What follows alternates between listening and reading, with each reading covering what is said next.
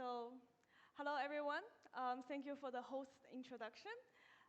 When I look back at myself at the age of 16 and 20, when I first got into Oxford, that young lady there, I would never imagine now I'm standing on a stage of TED Talk and giving a sharing for you.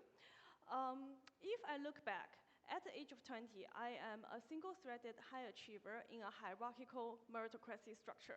So all I think about is getting a grade A, getting the first place, joining a big company like JP Morgan and Goldman, earning millions every year, and become my boss, and become my boss's boss. And then, at the age of 25, there was one day, suddenly, I decided to give up all this. I gave up my million-dollar job in Goldman, and I quit the industry. I started my career all over again. I rejoined Oxford to do math and started my mathematical career and fulfilling my dream as a mathematician. So while pursuing the dream of mathematics, naturally, I also diversified myself and developed IP like K-Zhu from Oxford, which earns 3 million fans all across all platforms. At the same time, I also give speech in Hong Kong, US, UK, across the world, and write 10 papers and manuscripts in my PhD career. So now I see myself as an outsider, actually, a rule breaker, an innovator. So I want to, I guess, use a mathematical model to talk about why do I make this huge transition and change. So here is this very, very simple question.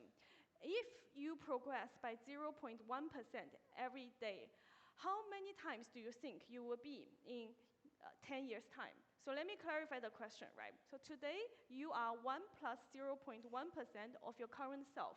In 10 years, how much you're going to be? So this is very simple math, and I'm sure like everyone can do it here. It is just 1 plus 0.1% to the power of 3,650, and it gives you 38 times. So after 10 years, you'll be 38 times of yourself. However, there is a very important model here. This is because we are using a multiplicative model, a compounding model. The reason why we get a big result is because we are using this multiplicative model to calculate success. But alongside, there is also this additive model, which is 1 plus 0.1% plus 0.1%. By doing this, you only get 4.65 times of your current self in 10 years' time. I always think that mathematics is the way to rationalize our life, and so I'm going to ask here, how do we get this multiplicative model of our life? And I have listed out a lot of different things in our life here. Some of them are multiplicative model, some of them are additive models. So I believe that mathematical thinking can help us answer the test paper of our life. So if we look at here, do you think getting a paycheck, this month I get 10,000, next month I get 10,000, is this multiplicative or additive? So yes, exactly, this is additive. Well, on the other side, being entrepreneur, compounding interest, snowballing investing, short video sharing, these are multiplicative models. One thing I would like to highlight is that, unfortunately, infectious disease is also a multiplicative model. That's why during COVID time, there's this big outbreak. Therefore, I want to ask you one question here. So, do you think studying, research, and reading, is this multiplicative model or additive model?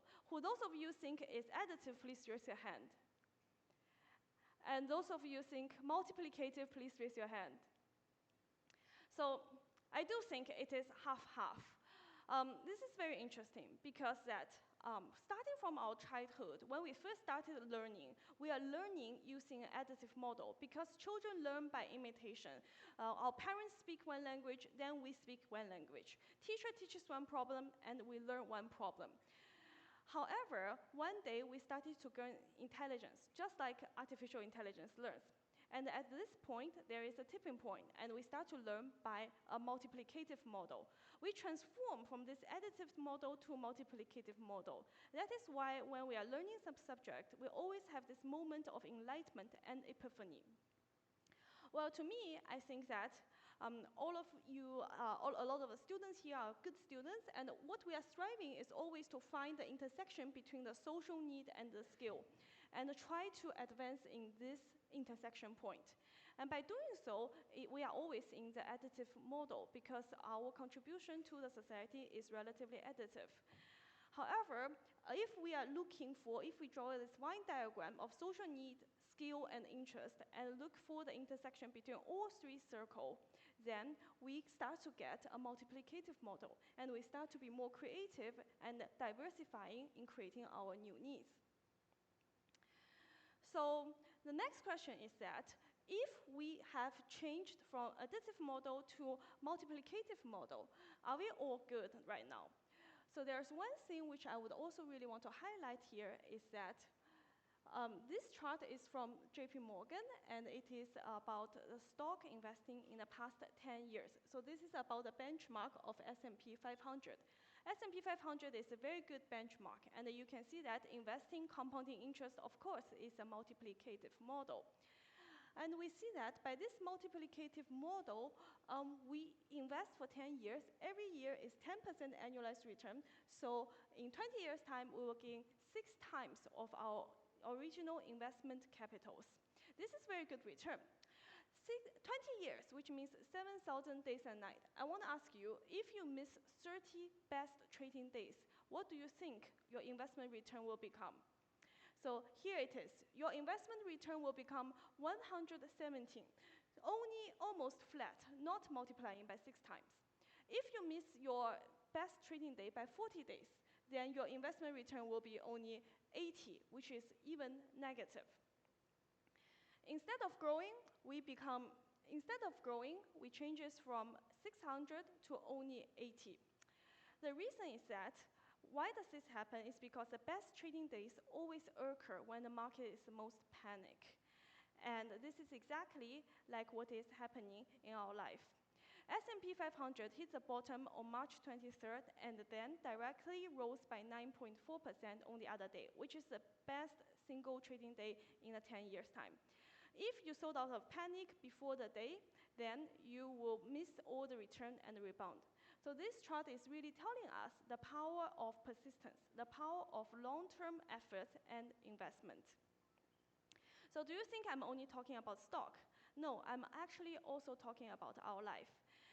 The most painful and darkest moment of your life always occur at the same time where the biggest result happens. If you try to avoid all the pains and the crashes, then you will avoid the subsequent rebounds.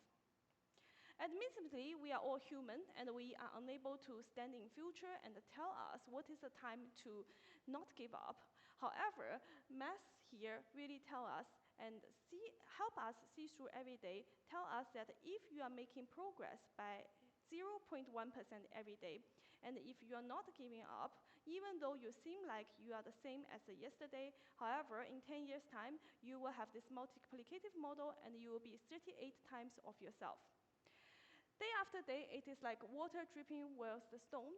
Our multiplicative model tells us that our best trading day model also tells us that not to underestimate the progress you made every day. As long as you do not give up, you are growing silently every day. Those seemingly legendary growths actually do not happen overnight. It happens when you don't give up in your most painful and darkest moment. And then one day, when you look back suddenly, you see yourself achieved a leapfrog growth. Remember, pain is temporary, and life is a full circle. At close to the end of my talk, I would like to share one last mathematical model, which I think is very related with all of us. When you are applying for university or applying for a job or starting an enterprise, when you're doing something very difficult, suppose that you have 98% chance of being rejected by this very difficult task. You only have 2% chance of succeeding in this task. And if you persist doing this for 90 days, for 3 months, you give it a try every day. And of course, here we assume that the trial is independently for every 3 months. Then how much do you think is the probability that finally you will succeed in this once? So the answer is that if you persist trying for 98 days, even though this task only have 2% success rate, but in the end, you will still have 84% chances of success. The calculation is quite simple. It is basically 98% to the power of 90, which means this is the amount which you fail for all 90 days. And you only need to succeed one in this task, so it's 1 minus this number, which gives you 84%, right? This is applicable to many different things. It is applicable to things which you are doing it very challenging, and great results happens with one success. For example, breaking your own personal record, thinking about a very difficult proof, getting an offer of your dream university, or starting an entrepreneur company that no one has done before. For this kind of thing, as long as you succeed once, it is enough. Once again, I think mathematics is showing you the progress of bar in life and quantifying the power of efforts. When you are doing this kind of models, without a mathematical model, what you will see is that every day you are failing. You've been failing for 20 days, 30 days, you've been failing in a row. However, with this mathematical model, you will be able to see that the worst trading day of the market, you can still persist. And people also don't have the willpower to persist when you keep failing. However, the probability of this model is telling you that in the end, you will have 84% of success rate in 3 months. And then if you persist for even longer, half a year, 1 year, you will have 96% chance, 99% chance, approaching 100% probability of success. So in the end, I want to summarize that. I think myself is a down-to-earth, idealistic person, so I do not believe there's any conflict between ideas and living a good life. And I also think that what we are doing now determines what you are like in 5 years' time. The goal you are striving for now determines what the next generation would think of us in 10 years' time. So change the world and live bravely and set precedents. Thank you.